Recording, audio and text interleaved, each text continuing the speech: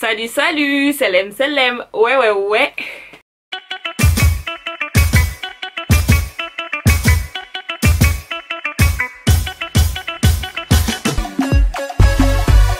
Donc les gars, aujourd'hui on se retrouve pour une vidéo première impression. Je vais tester, comme tu as vu dans le titre, le fond de teint Huda Beauty. Je vais faire en fait un mix entre une première impression et une revue, parce qu'en fait là je vais le tester pour la première fois devant toi. Et ensuite dans quelques heures je vais revenir histoire qu'on puisse voir comment le fond de teint a tenu.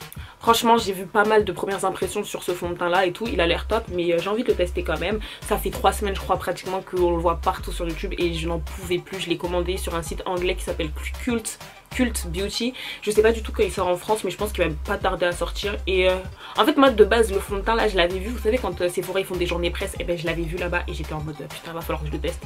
Et du coup voilà, là j'ai pas su me retenir. Que te dire, ça au niveau de la contenance on est quand même sur du 35 ml et j'ai kiffé savoir ça dans le sens où c'est encore plus grand que le Fenty Beauty. Et moi en vrai de vrai qu'on se dise les choses, je ne me maquille pas genre tout le temps. Je me maquille genre le week-end, quand je vais filmer ou quand je suis en vacances quand même je me maquille beaucoup, mais sinon genre quand je vais en cours etc je ne me maquille pas. Donc les fonds de teint moi ils me durent grave longtemps, donc un fond de teint 35 ml là j'en ai pour au moins 1 an. Bref, voilà. Donc au niveau du packaging on est comme ça, voilà l'emballage, le packaging il est simple tout ça, il n'y a pas de souci. Donc le fond de teint il s'appelle Faux Filter Foundation. Donc au niveau de ce qui est indiqué sur l'emballage il y a marqué que c'est un fond de teint crème haute couvrance, application facile, camoufle les imperfections et la pigmentation, effet filtre soft focus. Ok. Au niveau du mode d'emploi il y a marqué appliquer l'équivalent d'une pompe ou moins sur le visage à l'aide d'un pinceau dense ou d'une éponge. Pour un meilleur résultat, utilisez en pré-maquillage la base de teint Huda Beauty Complexion Perfection. Personnellement là j'ai pas acheté la base Huda Beauty. Écoutez genre les fonds de teint déjà là en gros je l'ai eu à 32 livres, je sais plus ça fait combien d'euros, mais c'est pas très cher. Mais en 30, je sais même plus, la vérité je vais tout écrire sur l'écran parce que je ne sais plus, mais je pense qu'en France il va revenir à peu près au même prix. Au niveau de la base donc je ne l'ai pas acheté parce que je pensais qu'il allait avoir un, parce que j'ai regardé, je t'ai dit des revues et je pensais qu'il allait avoir un testeur et au final j'ai pas eu de testeur, donc j'étais grave dégoûtée. Et sinon j'ai ma base Fenty Beauty que j'ai acheté là très récemment, il y a genre 1 mois et demi. Elle est pleine, elle est super bien, en tout cas sur moi elle marche super bien, elle est super bien ma peau, elle est un peu matifiante et étant donné que j'ai la peau normale à tendance mixte, j'ai pas besoin d'une base super matifiante et enfin, je sais pas, j'avais pas besoin de base, j'ai plein de bases qui me conviennent, donc voilà. Et je pense qu'un fond de teint normalement il doit très bien marcher avec sa base mais avec les autres aussi, c'est genre la base. J'applique ma base de chez Fenty Beauty, je vais en appliquer l'équivalent d'une pompe sur tout mon visage et franchement moi cette base comme j'ai dit je l'aime beaucoup, elle marche super bien sur moi, elle lit super bien ma peau, elle la rend lumineuse et tout, j'aime beaucoup. À voir c'est que le packaging c'est une bouteille en plastique, il y a un effet fumé que je trouve trop beau, il y a toujours marqué Huda Beauty voilà avec un petit effet là rose brillant, j'aime trop. Le bouchon il est comme ça, il est bien gros et bonne nouvelle, moi je vous jure que je suis obsédée par ça, il faut que ce soit une pompe, donc c'est une pompe donc c'est parfait. Au niveau de la teinte du coup j'ai pris la teinte 500 Mocha et normalement c'est une teinte qui devrait bien se fondre avec mon buste si on appelle ça comme ça. Donc j'ai pris une teinte qui peut paraître peut-être un peu claire mais en fait c'est le problème que j'ai c'est que mon visage et mon cou sont plus foncés que mon buste, c'est à dire que quand je vais les décolleter si je prends un fond de teint qui a ma teinte il y a une différence du coup avec mon buste, du coup je ne peux pas, voilà quoi. Donc là j'ai pris ce fond de teint là et on va tester, donc je secoue. Apparemment il est important d'appliquer vraiment une pompe et pas plus parce que le fond de teint il est couvrant tout ça, donc je vais en appliquer vraiment une pompe.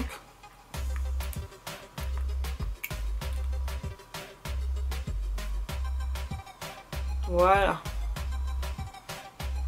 Mes taches d'hyperpigmentation elles se sont certes atténuées mais j'en ai toujours, du coup on va voir section par section ce que ça donne.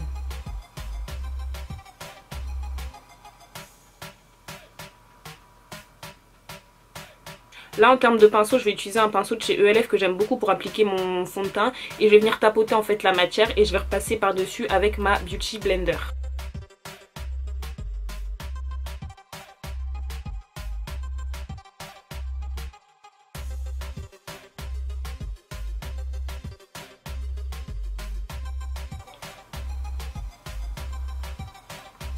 On est d'accord que la différence est présente.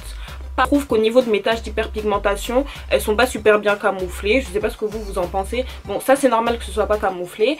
Mais ici, mes taches d'hyperpigmentation, je trouve qu'elles sont pas super bien camouflées. Je suis un peu déçue, la vérité. Je vais tester l'autre côté et on va voir ce que ça dit. Peut-être que j'aurais dû appliquer vraiment le produit sur mes taches d'hyperpigmentation et après les tirer. Sur le reste de mon visage, je sais pas.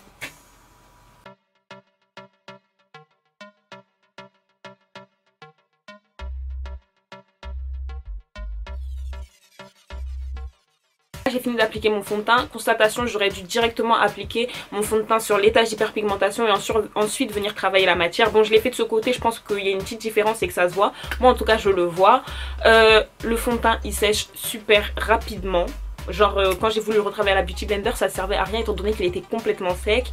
Au niveau de l'application avec ce pinceau là, moi ce pinceau là je le kiffe et franchement je trouve que c'est bien de tapoter parce que ça maintient la couvrance. Là ce que je vais faire c'est que je vais finir de faire mon teint. Franchement j'aime bien, il est lumineux le fond de teint.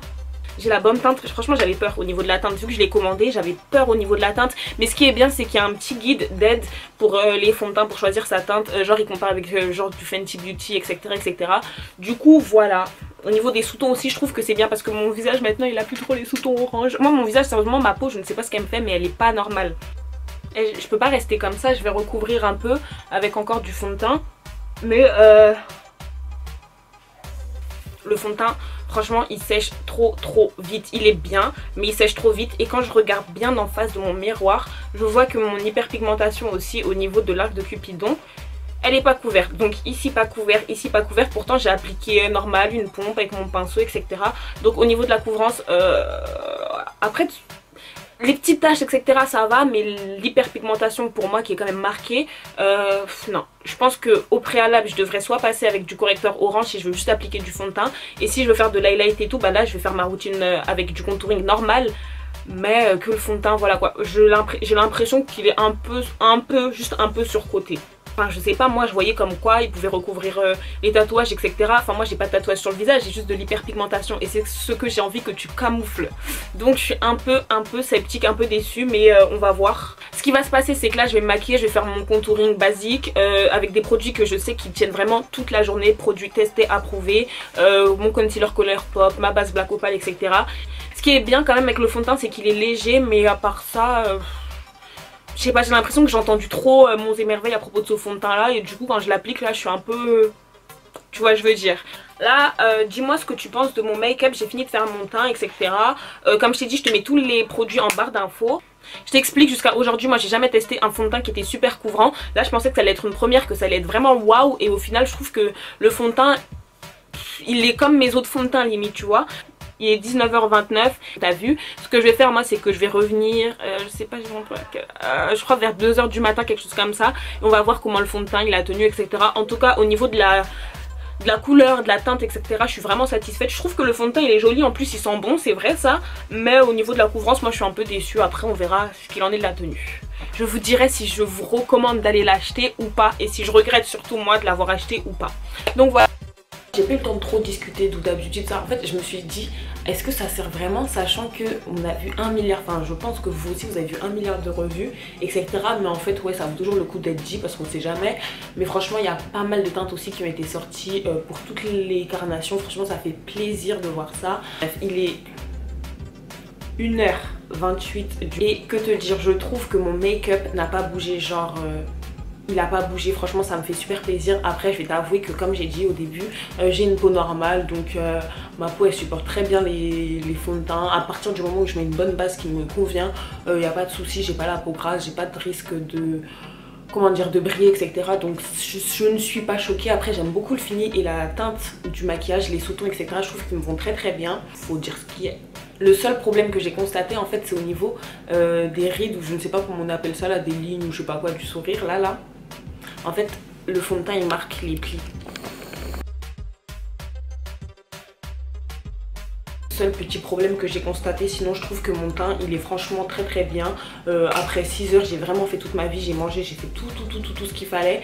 Et je trouve que mon teint bah, il a pas bougé. Je te mens pas, la vérité on est entre nous et tout etc. Faut dire ce qu'il y a. Et moi je te dis la vérité, là il y a un truc qui me dérange. C'est à dire que c'est la première fois que je testais un fond de teint haute couvrance, vraiment waouh, super couvrant etc. Enfin comme je t'ai dit, moi j'ai vu ça couvrait même les tatouages, tout ça. Et moi bah, quand je l'ai appliqué, non j'ai pas été plus choquée que ça. J'avais l'impression d'utiliser mes fonds de teint à couvrance moyenne. Donc je sais pas s'il y a erreur sur la marchandise, si c'est moi ou si c'est les autres qui... Enfin je comprends pas genre.